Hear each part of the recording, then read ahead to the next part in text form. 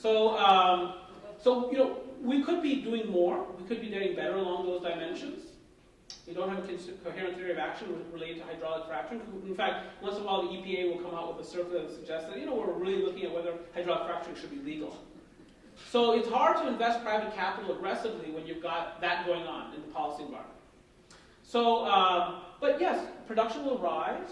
One of the reasons I think that gasoline prices have been relatively well behaved is because U.S. production has been on the rise. That's forced responses from OPEC and others. By the way, the last OPEC meeting in Geneva was all about hydraulic fracturing in America and what that means for them. So they're all of a sudden, for years we've been responding to them. Right? Their meeting, they set the price. Now all of a sudden they're looking at us. The world is changing, and for the better, and from my selfish American perspective. So this creates a ton of jobs, lower prices. It's the story of our time, the U.S. energy resurgence. Great to be the size of a continent, to have this kind of natural resources. And who knew that there was this thing called hydraulic fracturing, or that the shale rock had all of this sort of good stuff within it. There are some environmental issues, obviously, many environmental issues. But it seems that sort of the train has left the station. It means a lot for Texas, Alaska, ultimately. Alaska, by the way, is last in terms of percentage of job growth. You might have noticed that. That might surprise you, but that's because they just cut taxes on oil profits. You said, well, that's not bad, is it? Well, 80% of their state government is financed by oil tax-related revenues. So when you cut those tax rates, state government has to shrink, and they've fired many hundreds of teachers, for instance, in that state. So in the short term, it's not a good thing. That's why Alaska's last. But this is the story of our times. It's a beautiful thing to see, and we'll see what this means for the Middle East going forward. Now, the Middle East should be fine, because they still have India and China and other countries to whom to sell, to which to sell. But they're not going to be selling as much to the Americans. We're not going to need it. Yes? In the 80s, 90s, parts of the 2000s, Florida's economy was often driven by population growth. And there was this saying that if people could sell their homes up north, that's good for Florida's economy. So what do you see for the Northeast economy, Michigan, Wisconsin, Ohio?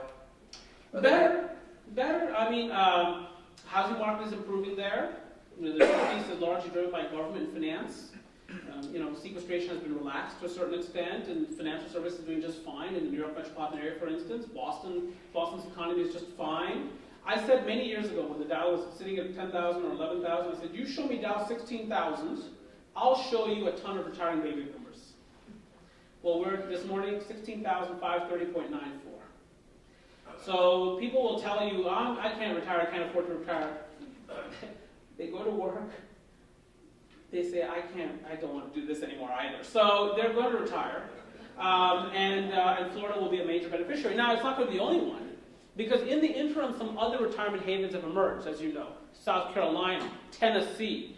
Tennessee has very favorable tax treatment of retirement income, for instance. And so there's going to be some competition. You hear about the halfbacks, right? People came to Florida, it's a little sticky for them, the weather, and so they went back to Tennessee or South Carolina, whatever. But still, Florida will be a big winner. And look, I'm just an economist. If you really want to see the story, look at the capitalists. Are they putting capital into more condominiums in Miami? I mean, are they making big bets on that market? Oh, they are. So the capital is telling you that's what we think is going to happen. So I, as an economist, I say, okay, I see it, and I believe it's true. Sir? The impact of I'm the only probably Canadian in the room here, and we do a lot of business with the U.S. and with respect to the pipelines. What are the implications if that doesn't go ahead in terms of how that will affect? The Canadians are going to sell that oil, right? I mean, the productive potential of the Canadians in terms of those oil sands is simply massive. This is not just an American story, it's a North American story. And the Canadians have a much more, as you know, natural resource intensive economy than ours. They can't afford, given their social objectives, right? Because Canada, the Canadian cities at least, are among the most amenity-rich environments in the world in terms of public services. If you taking a bus in Toronto versus a bus in New York, you see the differences in amenity levels, right? Well, higher taxes, and it's very resource intensive. So the Canadians have got to sell that oil to promote their quality of life, their social objectives. And if the Americans don't want it, the Chinese will take it. And so to me, this is a no-brainer for the Americans. I think ultimately, and I thought actually after the last presidential election, that our president would say, you know what, let's move forward with this pipeline because it makes so much sense. I thought. Hasn't happened yet. I think it will happen eventually. However, the industry So the industry dynamics, the lobby in Washington is very intense, and there's a lot of economics and work here, and it would unleash a lot of economics in North America that need to be unleashed. Perhaps one more question? No more. Yes, Madam.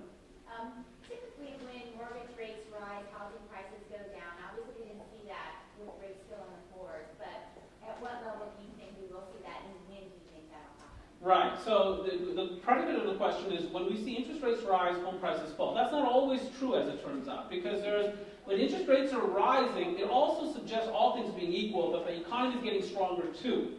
Now, some of what we observed over the past year is sort of peculiarities in the data. So what happened? So mortgage rates rose this summer, and a certain part of the market is sort of less responsive to increases in monthly mortgage payments. They don't care as much. And what do we call those people? Rich. So the upper end of the market seems to have been somewhat less impacted by this rise in mortgage rates than the lower end of the market, because you have more price sensitivity in the lower part of the market. So what happened? The composition of homes sold changed. So that more of the homes being sold were in sort of the higher tiers of sales, more square footage, better neighborhoods, so on and so forth.